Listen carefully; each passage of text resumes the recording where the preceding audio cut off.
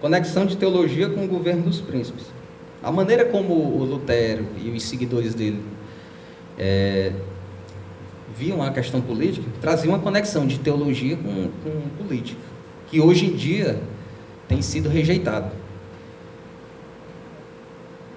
Da maneira, por exemplo, como o príncipe deve observar os preceitos bíblicos, ele deve buscar uma legislação mais justa, naturalmente.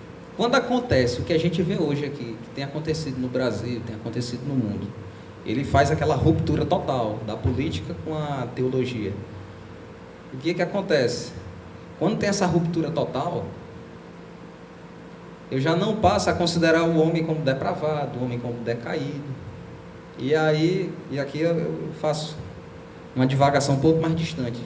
No tempo do Iluminismo foi alguns séculos depois da Reforma, o Iluminismo veio dizer que o homem não tinha natureza decaída. Eles decidiram por eles lá, foi o consenso dos pensadores da época, que o homem tinha que se libertar da teoria do pecado original, porque eles entendiam que dizer que o homem é depravado era como se fosse um retrocesso, é como se fosse uma prisão. Então eles vão dizer, a gente tem que se livrar disso e acreditar que a natureza humana é boa e que a razão por si só é capaz de produzir o que é bom. Isso aqui é rejeição direta do ensino bíblico, de que o homem é decaído. Quando eu passo a defender isso é a ideia iluminista. Quando eu passo a defender que o homem é capaz por ele mesmo de produzir o melhor e pela razão atingir a verdade, e ele não é corrompido naturalmente, aí eu vou ter uma super crença otimista no poder humano de produzir leis boas, de tudo, de produzir filosofia satisfatória, de produzir leis justas, de ter decisões justas, de administrar de maneira boa tudo que é confiado a ele, por meio do poder executivo, por exemplo. Quando eu tenho esse pressuposto, e isso está enraizado hoje na nossa cultura, a gente não considera que a natureza humana é decaída. O poder hoje, a esfera política, tem sido totalmente desligada da esfera teológica. Eu não aceito mais, eu digo assim, como se eu fosse um representante da esfera política hoje, ia dizer, eu não aceito mais aquele dogma da natureza humana corrompida. Não, nós somos bons, nós vamos fazer o que é. E isso está acontecendo no Brasil. Está prevalecendo essa noção de que eu é que sei o que é bom para mim, não preciso de Deus. E aí, dá espaço para todo tipo de pensamento. Se eu achar que o certo é isso, ninguém pode me dizer que está errado. Do mesmo jeito, se outra pessoa acha o contrário de mim, que o certo é o que eu acho errado, e o errado é o que eu acho certo, ela também tem razão. Então fica aquele ceticismo generalizado. Ninguém tem a razão em nada, todo mundo está certo. Se eu acho que isso é certo, não tem quem me impeça de achar que isso é errado. O próprio mecanismo jurídico filosófico tem dado respaldo, equivocadamente, a meu ver, a essa postura. Cada um pensa o que quer, isso é o liberalismo. Está na filosofia, isso está no direito também. É como se não existe mais verdade, não existe mais certo e errado, não existe natureza decaída, cada um faz o que quer de sua vida e fica essa situação que está hoje, que eu acho que é evidente para todo mundo, que os resultados negativos que o homem tem produzido nos últimos séculos é uma evidência claríssima, como foi dito ontem, é um sintoma de que a natureza humana, ela é decaída, ela precisa ser treinada, ela precisa ser melhorada. Só que quando eu ignoro isso, vai dar vazão a tudo de ruim que tem. E é o que está acontecendo hoje. A gente está vendo as coisas piorar. É o meu ponto de vista, né? Quando existe aqui, na maneira que o Lutero dizia, que tinha que considerar os ensinamentos bíblicos, teológicos, na hora de fazer a lei, na hora de administrar a sociedade, ele está tentando evitar aqueles impulsos que são ruins, que vão prejudicar os outros, né? Então ele consegue, de certa forma, produzir uma noção, um espírito mais público, mais corporativista, mais em prol do outro, né? E isso é tão verdade que a Alemanha é um país, isso aqui foi na Alemanha. A Alemanha é um país que tem um desenvolvimento extraordinário, né? Os países que têm aquela raiz protestante forte, a gente pode ver que são países que estão muito avançados, a corrupção é menor, existe uma satisfação maior por parte dos cidadãos que ocupam aqueles locais. A questão da educação também foi fortemente impulsionada, porque ele considerava fundamental que existisse uma educação a mais inclusiva possível, desde a infância, porque se a criança fosse treinada a ler, a estudar, a aprender, ela ia conseguir ler a Bíblia, e aquilo ia ser a porta de acesso dela a tudo que é relevante na vida. Porque uma vez que ela está reconciliada com Deus, ela vai tentar fazer o melhor que puder, por ela e pela comunidade dela. Então isso é, do ponto de vista dele, se isso é o caminho para o homem entender, vamos investir nisso. Ele investia muito em educação, e no direito em particular, o que aconteceu? Como foi criado? Universidade para especialistas em direito. Foi criado um método altamente sistematizado, né? Isso aqui é uma particularidade da Alemanha.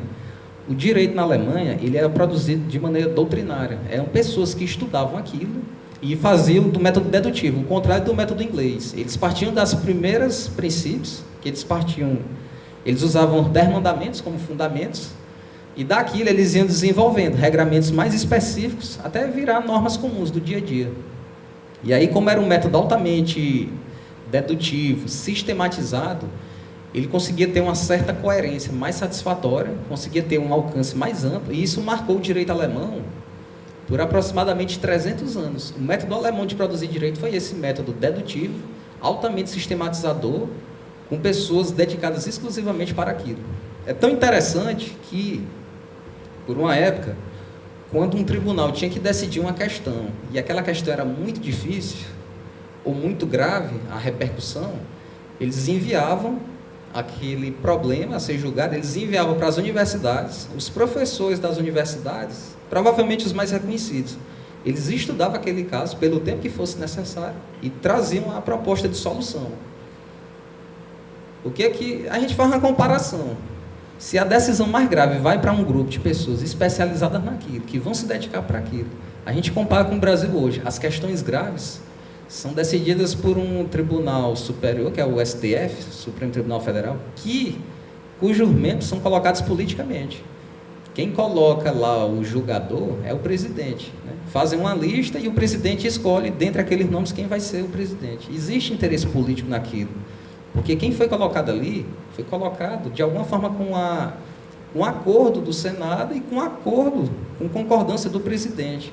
Aquele julgador que vai estar ali, ele vai estar, de certa forma, comprometido em agradar o presidente, que colocou ele, em agradar o grupo político que permitiu ele chegar ali. E aí as questões mais graves do Brasil são decididas por pessoas que, em vez de estarem comprometidas, por exemplo, como no modelo alemão, com um estudo constante do direito, afastado do interesse político propriamente dito, vai ser decidido por alguém que foi colocado ali, porque era amigo do presidente. Pode chegar nesse ponto, e tem acontecido.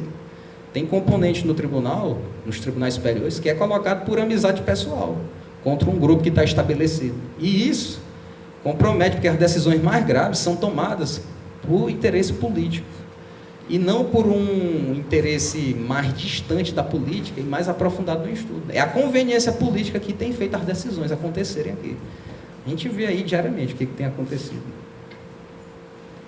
Também no modelo luterano vinha o respeito ao republicanismo, a busca ao bem comum, a noção de Estado que age pelo direito, que é o Rechtsstaat, que é o Estado de Direito. A noção que quem é do direito ouve falar muito nisso. É um Estado que age limitado pelo que o direito traz. Diferente da monarquia anterior, que o rei fazia o que ele queria, não tinha ninguém que fosse acima dele. No Estado de Direito, não. O príncipe, aquela corte que age, exercendo poder executivo, ele age já limitado pelo direito, que ele criou pensando no bem comum. Então, existe todo o tempo o direito vinculando o poder. Tudo isso é avanço, porque traz limites ao poder. Limitar o poder sempre é bom, porque os mais vulneráveis, os que não têm voz lá na política, precisam ter uma garantia de que quem está lá em cima não vai poder esmagar à vontade como quiser. Né? Tudo isso na Alemanha do século XVI já estava sendo discutido e aplicado, coisas que hoje no Brasil a gente ainda não aprendeu. Isso enfatizou também a necessidade de ter uma Constituição. A Alemanha é altamente avançada no direito constitucional. Isso aqui incentivou a existir uma Constituição que limitasse os poderes. Né? E aí, deixa eu ver o que mais aqui que eu posso destacar. Né? Eu tenho que escolher o que eu vou dizer e o que eu não vou dizer, porque o tempo é muito pouco. A sistematização que aconteceu no direito fez esse método de as decisões difíceis serem enviadas para a universidade decidir valeu até o ano de 1878. Portanto, há menos de 150 anos atrás, ainda era aplicado esse método lá, né? E o que a gente vê como um legado positivo da reforma por Lutero? Veio todo o ensino de que é importante limitar o homem nos seus impulsos, é importante se distanciar, abolir instituições que não promovem o bem de maneira nenhuma, que fogem daquilo que foi ensinado, por exemplo, se é uma igreja, que foge do que a Bíblia ensina. A gente tem que abrir mão disso, a gente tem que buscar ser cooperativo um com o outro, tem que buscar limitar os poderes. É importante incentivar o estudo, desde o estudo de base até o estudo superior. Tudo isso é um legado que avança o direito e viabiliza indiretamente o avanço dos direitos humanos, né? Nem entrei em detalhes nos direitos humanos propriamente dito, porém, esses princípios que o Lutero desenvolveu na época, Lutero, Melanchthon e outros seguidores daquele modelo, tudo isso é uma semente para um avanço do que veio a ser os direitos humanos aos poucos. Porque os direitos humanos é direitos do homem só porque é um ser humano e merece respeito. E aqui a gente vê isso, a necessidade de respeitar o indivíduo. Então serve como inspiração para a gente, reflexão, e fazer um contraste, como o Brasil está tão distante disso hoje, né? E como isso tem prejudicado a gente. E aqui eu encerro a participação.